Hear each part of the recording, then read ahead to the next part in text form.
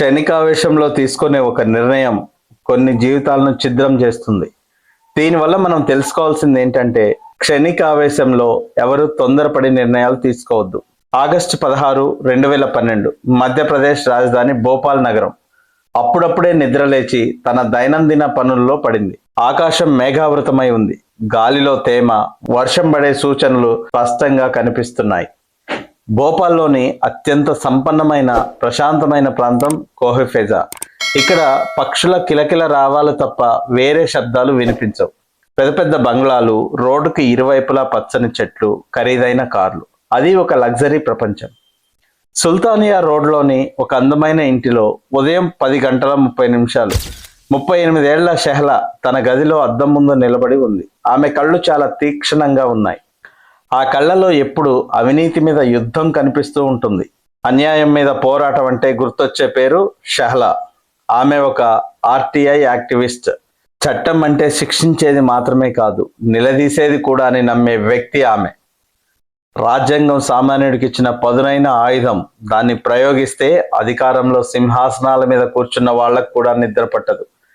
ఫైళ్లలో దాగున్న పాపాలను, వాటి వెనక ఉన్న సంతకాలను, కుట్రలను వెలికి తీసే ₹10 అప్లికేషన్తో పవర్లో ఉన్న వాళ్ళ గుండెల్లో వణుకు పుట్టించే నిప్పు కణం, వ్యవస్థను ప్రశ్నించే ధైర్యం, అధికార మండతో అబద్ధాలను నిజం చేసే అవినీతి తిమింగలాల గుట్టు విప్పడానికి ఆమె దగ్గర ఉన్న ఒకే ఒక అస్త్రం ఆర్టీఐ, సమాచార హక్కు చట్టం. ఆ రోజు ఆమె తన ఆఫీస్లో ముఖ్యమైన మీటింగ్స్ వెళ్లాల్సి ఉంది. అన్నా హజారే చేపట్టిన అవినీతి వ్యతిరేక ఉద్యమానికి మద్దతుగా భూపాల్లో ఒక నిరసన కార్యక్రమాన్ని ప్లాన్ చేస్తోంది. ఆమె గది నిండా ఫైళ్లు, డైరీలే. షెహలాకు డైరీ రాసే అలవాటు ఉంది. తన జీవితంలో జరిగే ప్రతి చిన్న విషయాన్ని, ఆమెను భయపెట్టే ప్రతి ఫోన్ కాల్ను ఆమె అందులో నమోదు చేస్తుంది.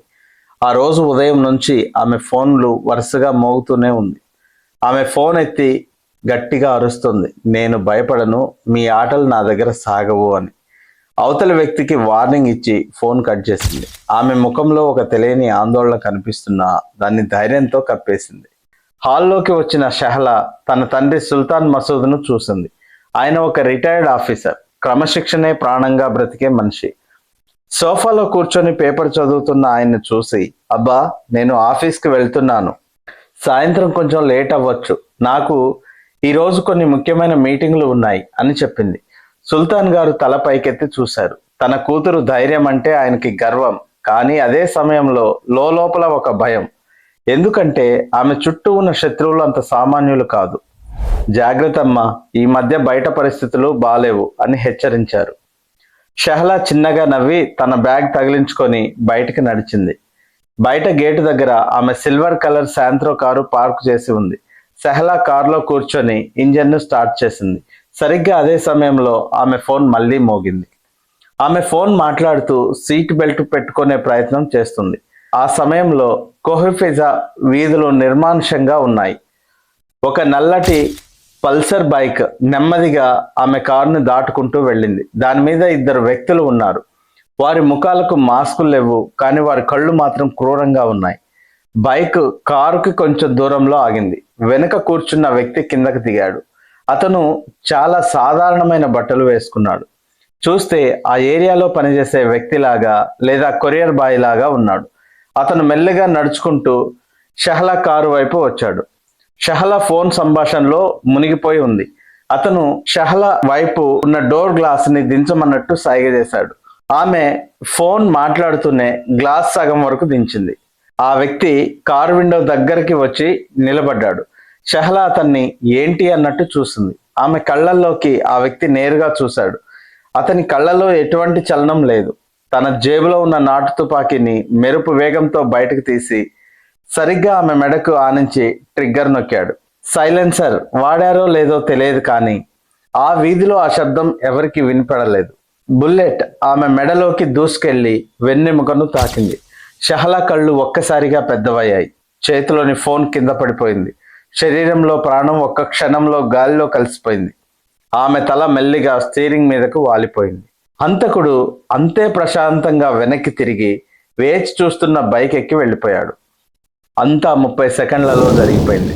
ఇంట్లో ఉన్న సుల్తాన్ గారికి కారు ఇంజన్ ఆగిపోయిన శబ్దం వినిపించింది. షహలా ఇంకా వెళ్ళలేదా అని అనుకుంటూ కిటికీలో నుంచి చూశారు. కారు అక్కడే నిలబడి ఉంది.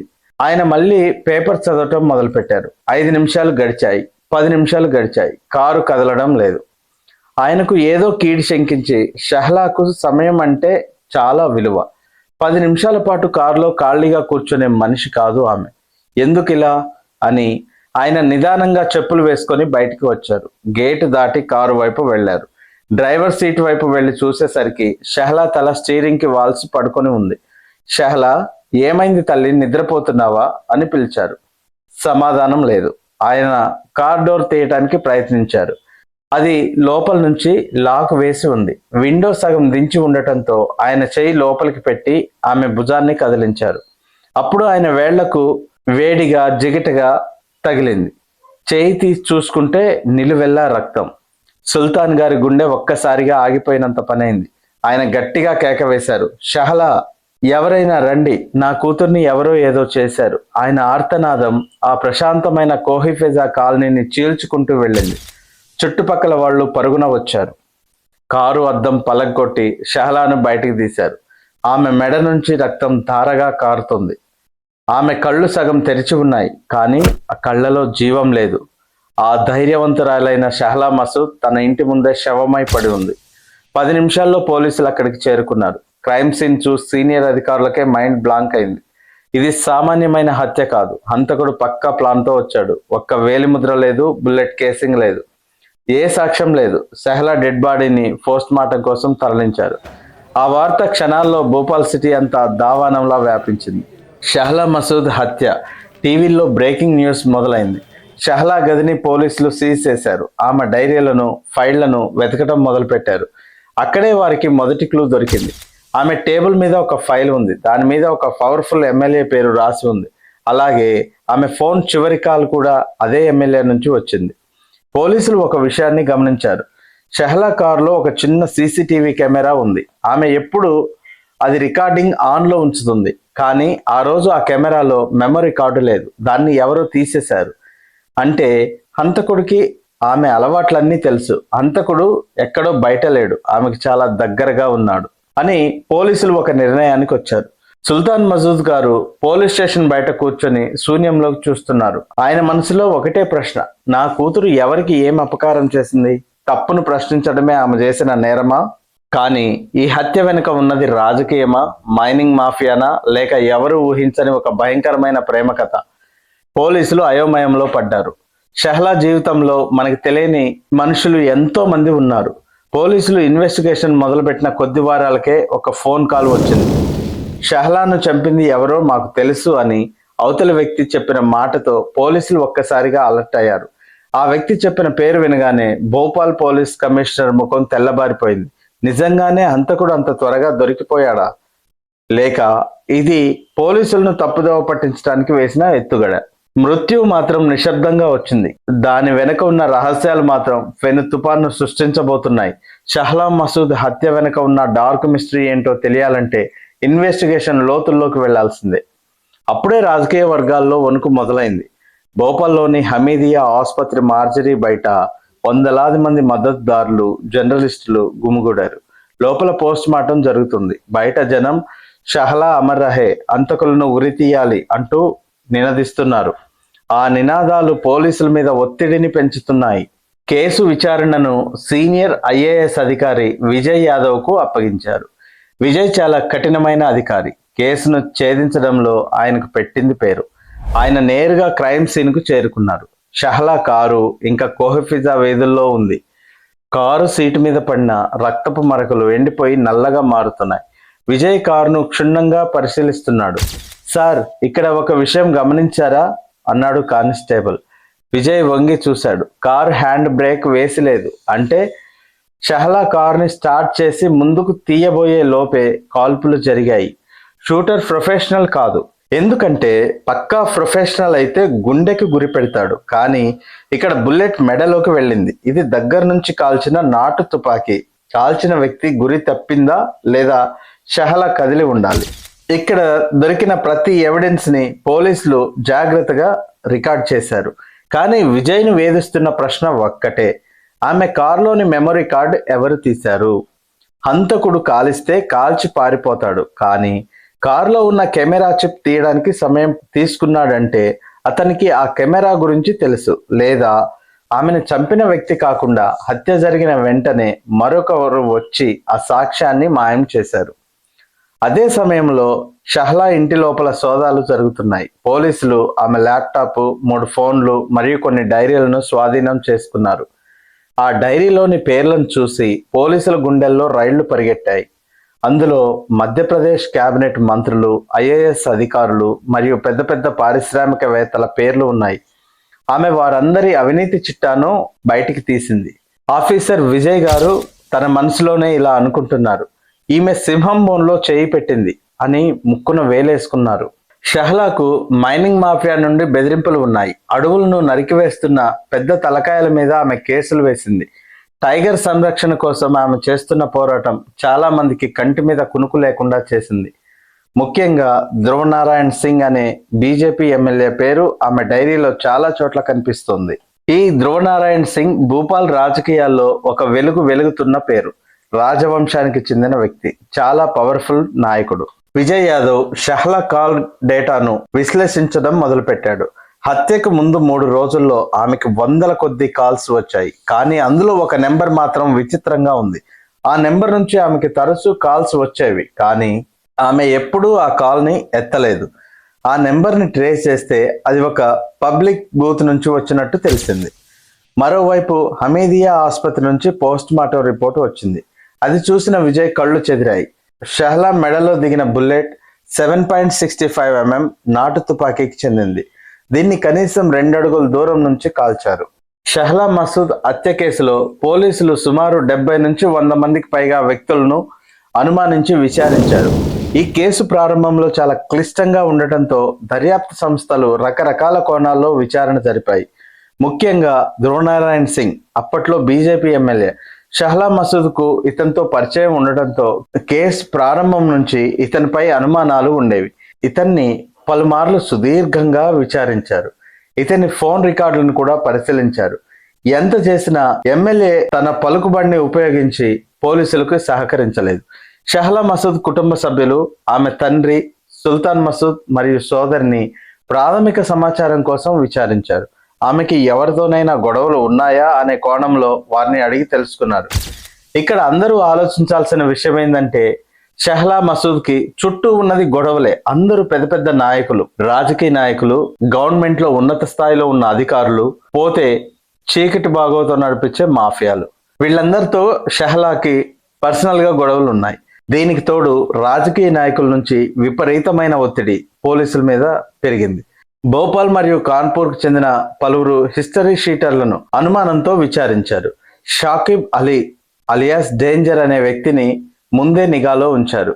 షహ్లా ఒక ఆర్టీఐ కార్యకర్త కావడం వల్ల ఆమె ఫిర్యాదు చేసిన కొంతమంది ఐఏఎస్ అధికారులను మరియు వైల్డ్ లైఫ్ అధికారులను కూడా దర్యాప్తు సంస్థలు విచారించాయి. అవినీతిని బయటపెడుతున్నందుకే ఆమెను ఎవరైనా చంపించారా అనే అనుమానంతో ఈ విచారణ జరిగింది. పులుల సంరక్షణ మరియు అడవుల ఆక్రమణకు వ్యతిరేకంగా షహ్లా పోరాటం చేసింది. ఈ క్రమంలో ఆమెకు శత్రువులైన వారిని కూడా ప్రశ్నించారు. సరిగ్గా అప్పుడే ఒక కొత్త మలుపు తిరిగింది. ఒక అజ్ఞాత వ్యక్తి పోలీస్ స్టేషన్ కు ఫోన్ చేశారు. సార్, షహ్లా మసూద్ చనిపోయిన రోజు ఉదయం కోహిఫెజా వీధుల్లో ఒక తెల్లటి క్విడ్ కార్ తిరగడం నేను చూశాను. ఆ కారులో ఒక మహిళ అనుమానాస్పదంగా ముఖంని ముసుగుతో కప్పి ఉంది అని చెప్పి ఫోన్ కట్ చేశారు. విజయ్ వెంటనే ఆ ఏరియాలోని సీసీటీవీ కెమెరాలను తనిఖీ చేయాలని ఆదేశించారు. 2012లో భూపాల్లోని అన్ని చోట్ల కెమెరాలు లేవు, కానీ ఒక పెట్రోల్ పంప్ దగ్గర ఉన్న కెమెరాలో ఆ తెల్లటి కారు కనిపించింది. ఆ కారు నెంబర్ స్పష్టంగా కనిపించలేదు, కానీ ప్లేట్ మీద జహీదా అన్న చిన్న అక్షరాలు ఉన్నాయి. ఎవరి జహీదా? విజయ్ ఆరా తీయటం మొదలుపెట్టాడు. పోలీసుల ఇన్వెస్టిగేషన్లో జహీదా పర్వేజ్ అనే పేరు బయటికి వచ్చింది. ఆమె ఒక ఇంటీరియర్ డిజైనర్. భూపాల్లో ఒక చిన్న ఆఫీస్ నడుపుతుంది. ధ్రువనారాయణ్ సింగ్ కి ఆమె చాలా సన్నిహితురాలు. ఆఫీసర్ విజయ్ గారు జాహిదా ఇంటికి వెళ్ళాలని నిర్ణయించుకున్నారు. ఆయన అక్కడికి వెళ్ళేసరికి జాహిదా తన ఇంట్లో చాలా ప్రశాంతంగా ఉంది. పోలీసులు రావడం చూసి కూడా ఆమె కంగారు పడలేదు. షహ్లా మసూద్ మీకు తెలుసా అని విజయ్ సూటిగా అడిగారు. జహీదా చిన్నగా నవ్వి, తెలుసని ఎమ్మెల్యే గారి దగ్గర కలిశానని చెప్పింది. ఆమె మాట తీరు, ప్రవర్తన చూసి పోలీసులకి ఏమీ అనుమానం కలగలేదు. విజయ్ యాదవ్ కేసుని ఛేదిస్తున్నాను అనుకుంటున్న సమయంలోనే పై అధికారుల నుండి ఒత్తిడి మొదలైంది. ఎమ్మెల్యే ధ్రువనారాయణ్ సింగ్ ఇంకా ఆయన మిత్రుల జోలికి వెళ్ళొద్దు అని ఫోన్ కాల్స్ రావడం మొదలయ్యాయి. కానీ విజయ్ వెనక్కి తగ్గలేదు. ఆయనకి తెలుసు ఈ కేసులో జహీదా డైరీ కేవలం ఒక ఆరంభం మాత్రమే అని. షహలా మసూద్ ఫోన్ కాల్ రికార్డ్స్ పరిశీలిస్తుండగా ఒక వాయిస్ మెసేజ్ బయటపడింది. అది షహలా చనిపోవడానికి 2 గంటల ముందు రికార్డ్ అయింది. అందులో షహలా గొంతు వణుకుతుంది. నన్ను చంపడానికి ప్లాన్ చేస్తున్నారు, ప్లీజ్ నన్ను కాపాడండి. అంతేగాని దానికి కారకులు ఎవరి నుంచి థ్రెట్ ఉంది అనే విషయాలేమీ అక్కడ ప్రస్తావించలేదు. షహలా మసూద్ హత్య జరిగి 6 నెలలు గడుస్తుంది. అయినా ఇంతవరకు కేసులో ఎలాంటి పురోగతి లేదు. రాష్ట్ర పోలీసులు జహీదాను ప్రశ్నించిన ఆమెను ఏమీ తెలియనట్టే నటించింది. పైగా రాజకీయ ఒత్తిడి వల్ల కేసు పక్కదారి పడుతుందని షహలా తండ్రి సుల్తాన్ మసూద్ ఆందోళన వ్యక్తం చేశారు. దీంతో ఈ కేసును కేంద్ర దర్యాప్తు సంస్థ సిబిఐకి అప్పగించారు.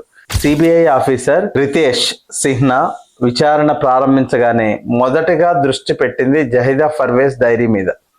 ఆ డైరీ చదువుతుంటే రితేష్కు ఒళ్ళు గగురు పొడిచింది. అది ఒక మామూలు డైరీ కాదు, మొత్తం ఒక మిస్టరీ. ఏది క్లియర్గా లేదు. ఒక మనిషి మీద ఉన్న దేశాన్ని అణువణువు నింపుకున్న మృత్యు శాసనంలా ఉంది. జహీదా తన డైరీలో ఆగస్టు 16, 2011 హత్య జరిగిన రోజు తేదీ పేజీలో ఇలా రాసింది: ఈ రోజు పని పూర్తయింది, నా మనసు ఇప్పుడు ప్రశాంతంగా ఉంది, దేవుడికి ధన్యవాదాలు. ఇది చూశాక సిబిఐకి ఒక విషయం అర్థమైంది. జహీదానే ఈ హత్యకు సూత్రధారి, కానీ ఆమె స్వయంగా షూట్ చేయలేదు. మరి ఆ షూటర్ ఎవరు? సిబిఐ బృందం జహీదా కాల్ డేటాను గత 3 సంవత్సరాలుగా విశ్లేషించడం మొదలుపెట్టింది. షాకిబ్ అలీ అలియాస్ డేంజర్ అనే రౌడీ షీటర్ నంబర్ బయటపడింది.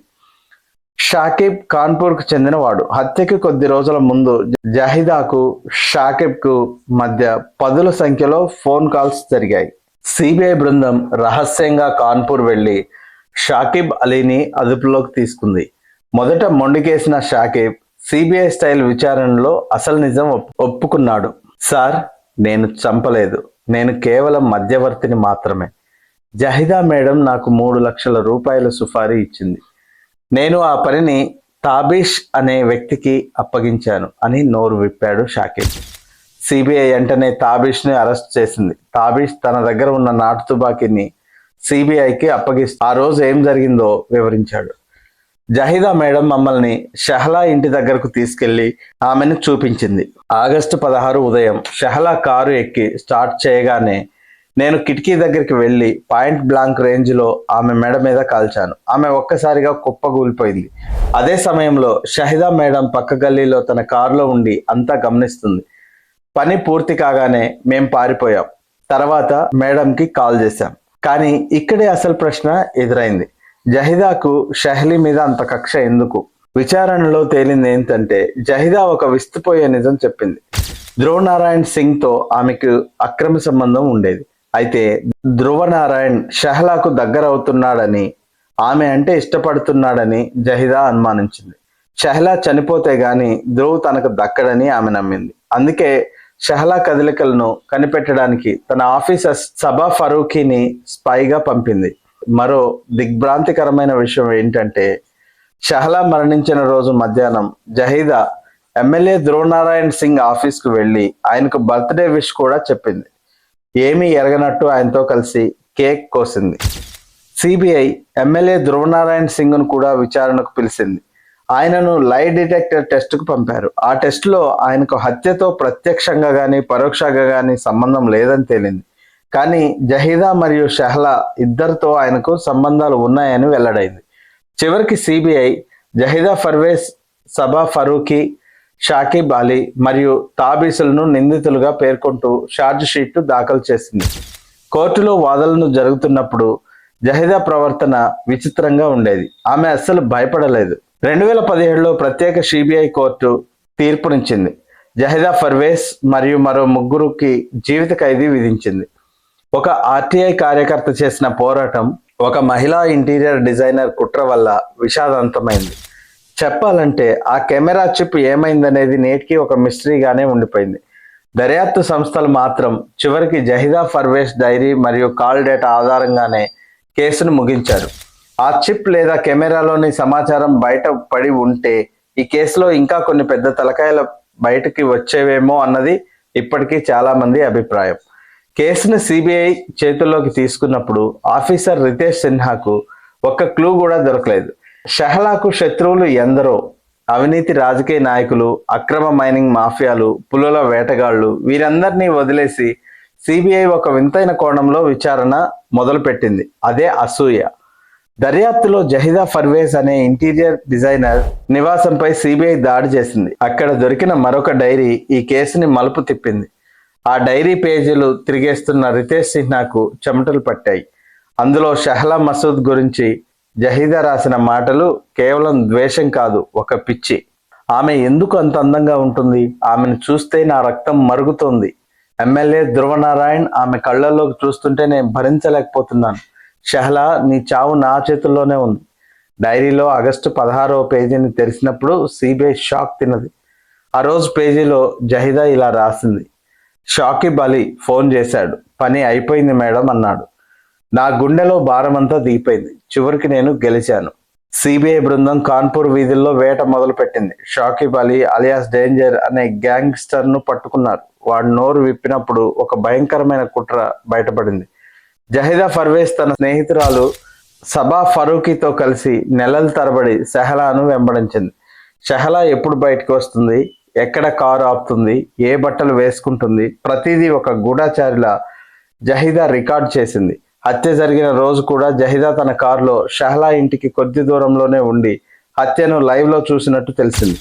ఎమ్మెల్యే ధ్రువనారాయణ్ సింగ్ను విచారణకు పిలిచినప్పుడు భూపాల్ రాజకీయాలు వేడెక్కాయి. జహీదాకు, షెహ్లాకు ఇద్దరికి ఆయనే కామన్ ఫ్రెండ్.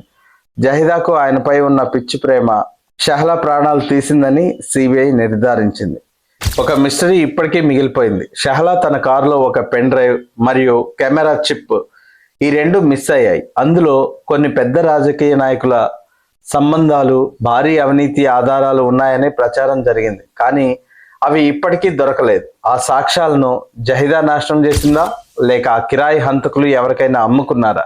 2017లో ప్రత్యేక కోర్టు జహీదా పర్వేజ్, సబా ఫరూకీ మరియు షూటర్లకు జీవిత ఖైదు విధించింది.